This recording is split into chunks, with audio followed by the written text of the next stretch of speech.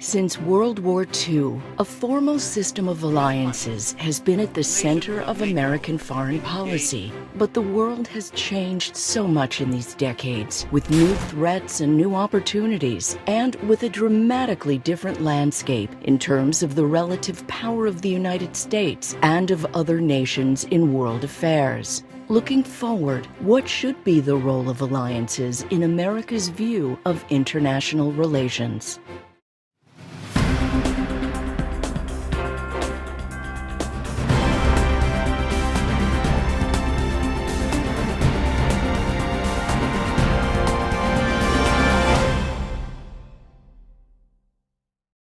This episode of The Whole Truth was made possible by William and Susan Doran, UGI Corporation, and by... To recap, the mascot, or the jingle. When you're in a fender bender, there's 3 letters to remember, NJM. No jingles or mascots, NJM.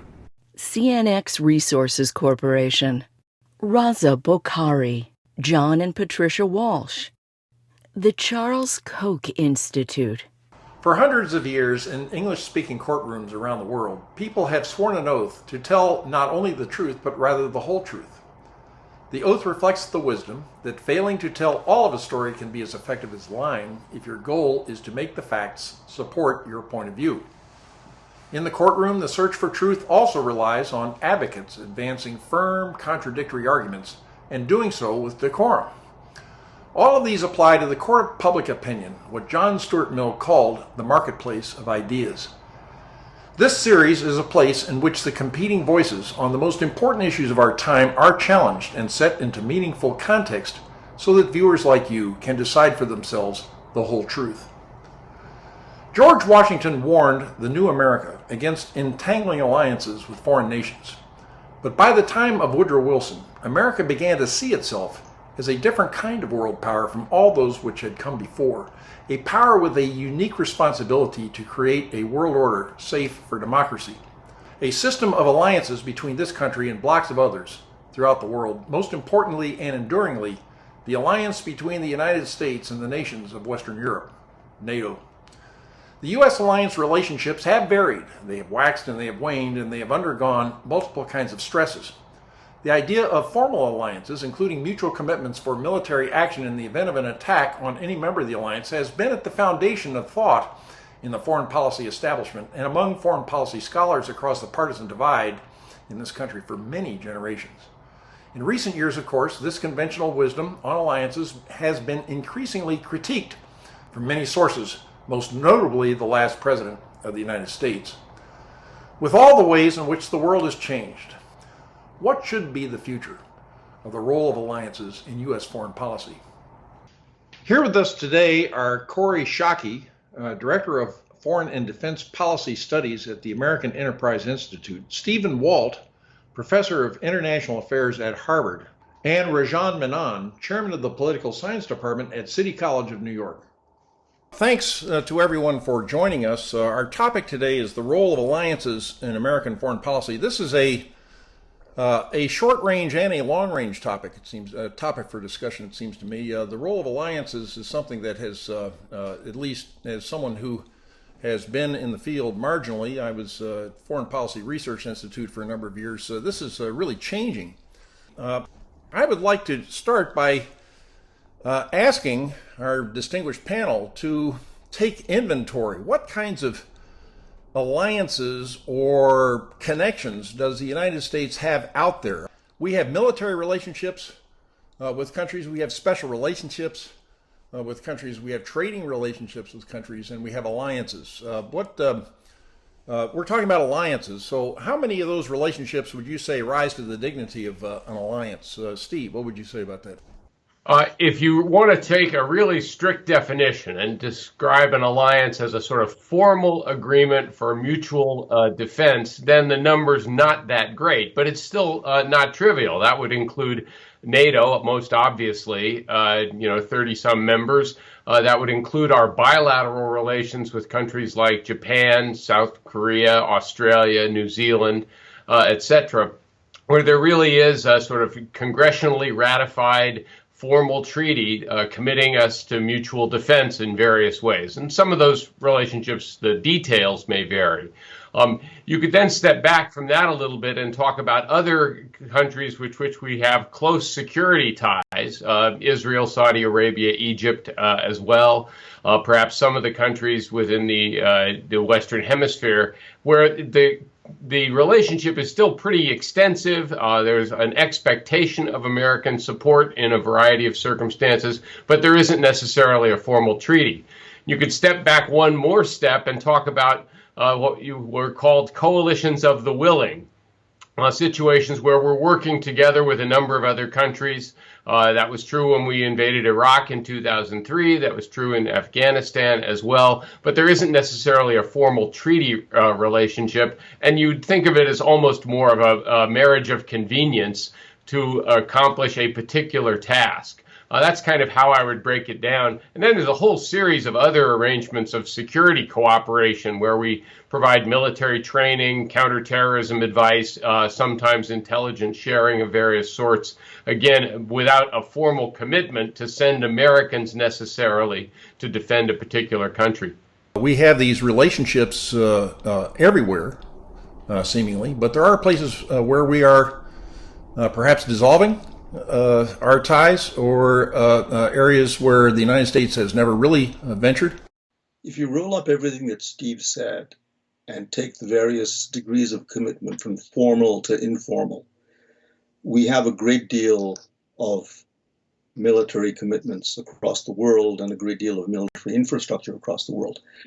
And probably the security involvement with countries will increase. So the latest alignment that bears watching is that between India and the United States. My own view is that India's role as a counterbalance to China is vastly exaggerated, but be that as it may, that is moving forward. So you have foreign alliances, as Steve said, but you have a gamut of other commitments that can get you involved in military activity without there being a formal commitment to defend another country. Precisely what is our security relationship with India now? Do we have one? Well, this is an interesting relationship. So during the Cold War, I would characterize it as correct at best, hostile occasionally. And there has been a change. There has been a change in the post-Cold War period. I myself have participated in about a dozen mill-to-mill and civ-mill interactions between senior Indian officials and officers and the Pentagon of the State Department. That was very, very unusual back in the day. I think the immediate catalyst for that is the rise of China, which is of concern to both countries. There is talk about both being a fellow democracy. India's democratic credentials are a little bit suspect now. Maybe ours are in some way as well. But there are joint military exercises. There's intelligence sharing. There is cooperation on counterterrorism. And this is an alliance this is an alignment that will grow. Now, on the Indian side, there is a congenital aversion toward formal alliances. So even under the BJP, which is arguably the most anti-Chinese party in India, the ruling party now, I would be very surprised to see any formal alliance. But a great deal can be done short of that, and I think is being done already. I remember in the many transcripts or in the several transcripts of meetings between Churchill, Roosevelt, and Stalin in World War II, at one point, I believe that they remarked on the fact that we had no formal treaty. We were functioning as a coalition of World War II, and yet, they considered that to be a kind of an advantage. If you were ranking alliances, or I'd say the web of American foreign relations, would you put special relationship at the top of that list? Would you put alliance at the top, formal alliance ratified by our bodies? Would you put military coalition? What are we closer to Israel than we would be with a formal alliance, I think is what I'm driving at. To answer the lexicon question first, the only countries with which we are allied are countries that Congress has consented to ratify a treaty with. And as you point out, that doesn't include Israel. My guess is you could pretty easily get a treaty commitment through the Congress with Israel. but the Israelis actually don't want us to restrain them from things that they might want to do. So allies first, coalitions of the willing probably second, and special relationships probably after that, by which I don't mean the Anglo-American relationship, but I mean countries that we that we describe as major NATO allies, or as those lesser categories that we call special precisely because they aren't. Alliances, as we've traditionally known them, are a grouping of nations who come together in mutual benefit. With nation states diminished, how would you distinguish, say, the future of a NATO alliance from the future of an EU or another multilateral or sort of transnational organization, the UN for that matter? It seems to me that in a globalized world, our coalitions are beginning to resemble sort of regional groupings. The US MCA even resembles that. In a way, what Samuel Huntington foresaw years ago, the coalition of civilizations and a clash of civilizations, in fact. The dividing lines being between, say, NATO and Eastern Orthodox or Russia or a cynic world. Distinguish NATO from, say, the EU operating in a foreign policy mode. So, two distinctions. The first is the EU has supranational powers, whereas NATO is a collective of states, any one of whom can object and stop something from happening. The countries of the European Union have granted some of their sovereignty to the institution. And the United States, I can't imagine the United States agreeing to that kind of arrangement with any other country. So that's one distinction. I don't agree that states are decreasingly important. And I hate Sam Huntington's terrible clash of civilizations. I mean, yeah, I thought I'd raise that for that reason. Where do you put Turkey in that description? I think that's my question. In fact, that's a specific question I would have. Would be long range, would NATO realign itself around sort of Christendom and the United States and the West?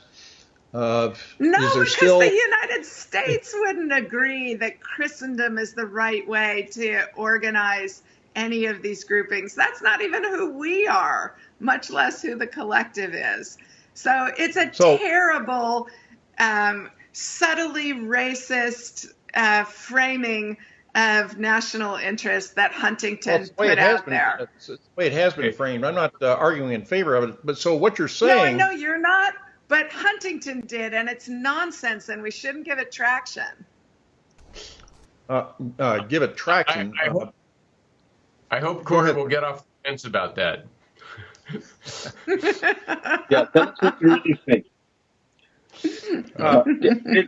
Just a quick word. Corey and I have debated over the years many things, and I have great respect for her. On this, I think she's dead right.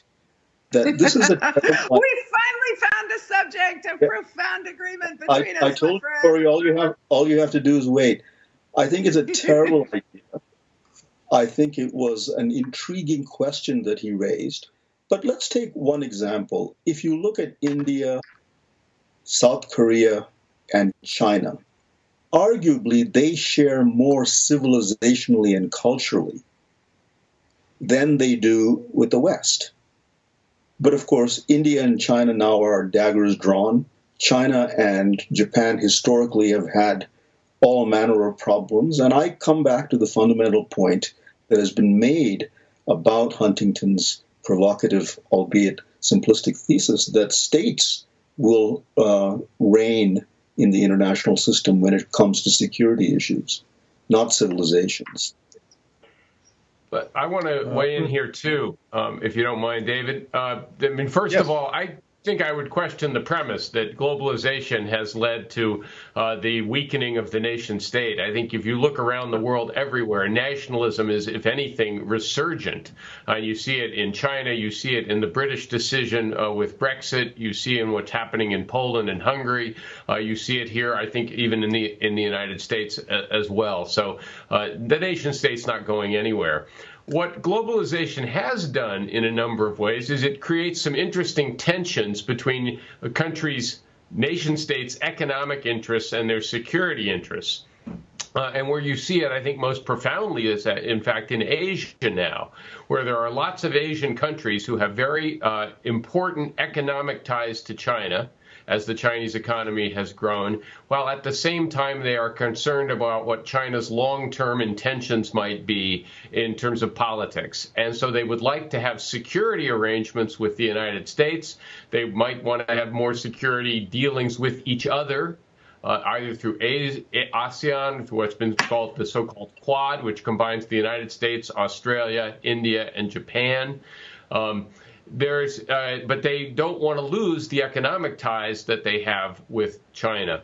The one final thing about your point on regionalism, I completely reject the Huntington civilizational argument. I wrote a long review of the book when it came out. But it is true that trade does tend to concentrate on a regional basis. European countries trade more with each other than they do with anyone else. Countries in Asia trade more with each other than they do with anyone else. We trade with Canada and Mexico, even though we also trade with others around the world. So in economic terms, you do see these regional concentrations, but they don't necessarily turn into close political ties unless there are other reasons for those associations. One thing that Corey's response, it seems to me, evokes in me is the importance, it seems to me, of principle and sort of shared ideals in even a security grouping such as NATO. It is important for Western nations to accept the principle of diversity, to not become isolationist in any way or culturally bound. And so NATO, as a matter of principle, extends itself with searching, I think, or standing on a deeper idea, or a different idea at least. That is, say, political democracy. I would argue that the fundamental purpose of forming NATO was essentially a traditional military alliance designed to assemble enough military power and make sure that the American connection to Europe was sufficiently reliable that you didn't have to worry about the Soviet Union trying to expand westward. I think that was its fundamental purpose. It had some others. It was framed very much in terms of political values. But we ought to remember that some NATO members, Turkey and Greece, for example, went through periods where they weren't democratic. There are some NATO members now that are heading in a non-democratic direction. And the United States has had close alliance relationships with other countries that weren't particularly democratic. So we like it when we can say that there are shared values, but that's never been an absolutely necessary condition. I've just finished rereading Henry Kissinger's Diplomacy, in which he lays out the competing traditions of American foreign policy over the past 100 years. And he situates the origins of the great debate over American foreign policy with Wilson and Teddy Roosevelt. Teddy Roosevelt being the realist, Wilson being the internationalist. And his argument is that Wilson has been the dominant, was the dominant tradition of the 20th century. That means that perhaps TR's notion of coalitions has yielded to Wilson's notion of internationalism. And internationalism has led us down the road to the great alliances that we are a part of today, and that bears directly on the future of alliances in American foreign policy. My question for everyone would be, between sort of a national line, which the Trump administration attempted, or internationalism on the pattern of Wilson, what is the likely direction of American foreign policy for the 21st century? I mean, I think the United States has, in terms of idealism, has sometimes talked a bigger game than it actually delivered. That when push came to shove, the United States acted more in the Rooseveltian realist fashion. We formed an alliance with a great mass murderer, Joseph Stalin, in order to defeat another great mass murderer, Adolf Hitler. The Cold War, we formed alliances with some democratic partners, but with non-democratic countries as well, because we were dealing with a major threat in the form of the Soviet Union. Perhaps the only time we really indulged our Wilsonian impulses was the unipolar moment, where we didn't face any really serious adversaries at all. But as we head into the 21st century, we're seeing the return of great power politics, and primarily the rise of China, to some degree also dealing with a troublesome, weaker major power, Russia. And I think that's going to cause the United States to act more or less in a realist fashion and form alliances as needed to deal with those particular dangers and push its various partners around the world to line up with the United States in order to deal with those fundamental, power differentials and fundamental rivalries. Corey? I think American foreign policy is actually much more of a blend of those two things. As Stephen was suggesting, that we're idealistic when we can get away with it, and we have hard power impulses because we have actual interests we're trying to protect and advance in the world. The difference of the American dominated international order over those that came before it is just how much the American order is actually consensual. States opting into a known set of rules because it enhances their security and prosperity. That the American order at its best is different and better than others. At its worst is indistinguishable from others.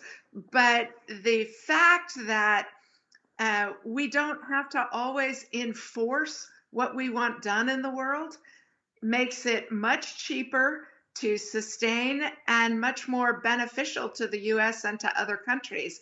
And that's why it's not just the United States that wants the United States to return to a prominent and ally-embracing role in the international order. It's all those middle powers who also benefit from this bargain. Very good. Rajan?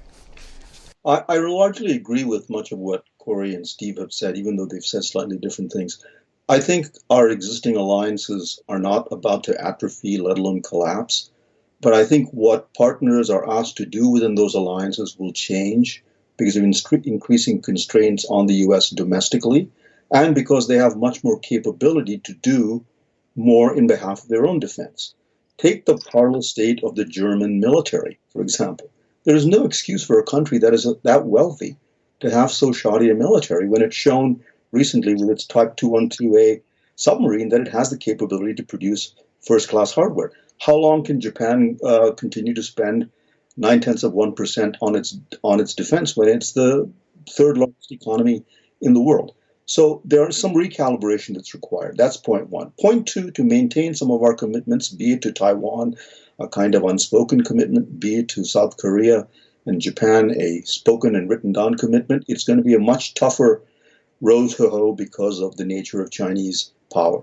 Thirdly, alliances will exist, but you will have non-allies play a much bigger role. I would add to the roster India, principally Vietnam, and Indonesia, with the focal point shifting as it has long been shifting for the last 10 years, more to the Asia Pacific away from Europe. Not that Europe will cease to matter. So I would say what I derive from this, and thanks to everyone for participating, the nation state is still with us. The coalitions of the willing from contingency to contingency will probably be the primary focus of our analysis and concern. But thank you all very much for participating, and I hope to meet you sometime. And it's been fun to connect from around the country for this discussion this morning. So very much has changed in the world affairs and in the American relative position within the world since the seminal days after World War II, when the United States constructed a global security order based in large part on formal alliances with other countries. Yet, the United States does remain the world's preeminent military and economic power, what many still call the indispensable nation among all the nations of the world. Perhaps what has changed the most is our sense of ourselves, where once we saw ourselves as having both the ability and the responsibility, in John Kennedy's words, to pay any price and bear any burden to ensure the survival and the success of liberty. We now question both our resources and even our right to be the beating heart of an international system. So, who should be an American ally in the world? What should the nature of an alliance mean, and for what purposes should alliances be made and maintained? As always, we leave it to you, our viewers, to decide for yourselves the whole truth. Once again, I'm David Eisenhower. Thank you for watching.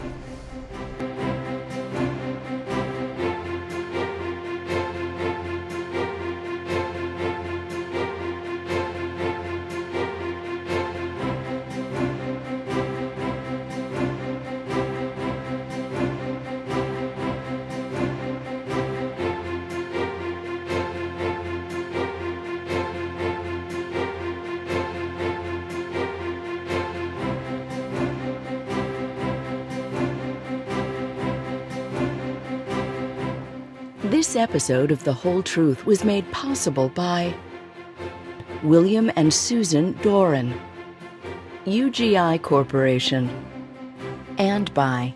To recap, the mascot, or the jingle. When you're in a fender bender, there's 3 letters to remember. NJM. No jingles or mascots. NJM. CNX Resources Corporation, Raza Bokhari, John and Patricia Walsh, the Charles Koch Institute,